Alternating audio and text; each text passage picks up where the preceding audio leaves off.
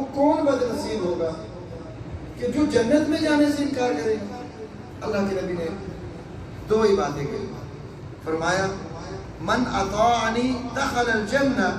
ومن عصانی فقد ابى، جس نے میری اطاعت کی وہ جنت میں داخل ہوگا انشاءاللہ، اور جس نے میری نافرمانی کی، میری اطاعت نہ کی، گویا کہ اس نے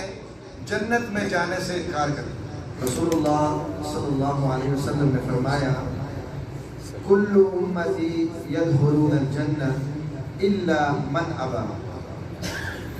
اللہ کے نبی نے فرمایا کہ میری ساری کی ساری امت جنت میں داخل ہوگی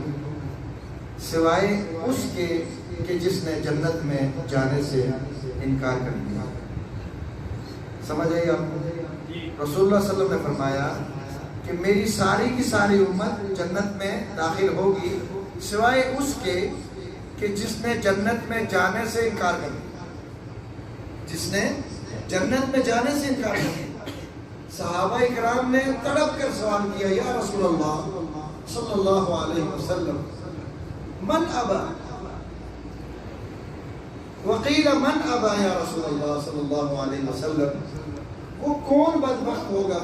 وہ کون بد نصیب ہوگا کہ جو جنت میں جانے سے انکار کرے گا؟ اللہ کے نبی نے دو ہی باتیں کہی، فرمایا من اطاعنی دخل الجنہ ومن عصانی فقد ابى، جس نے میری اطاعت کی وہ جنت میں داخل ہوگا انشاءاللہ، اور جس نے میری نافرمانی کی، میری اطاعت نہ کی، گویا کہ اس نے جنت میں جانے سے انکار کر دیا۔ اب اس حدیث کو سامنے رکھ کے آپ خود کو اور میں سب سے پہلے ہم سب دیکھیں ہمارا عمل جو ہے وہ کہاں تک اس حدیث کے مطابق ہے کہ اللہ کے نبی نے فرمایا کہ اگر جو میری اطاعت نہیں کرتا تو گویا کہ وہ یہ اعلان کر رہا ہے کہ میں نے جنت میں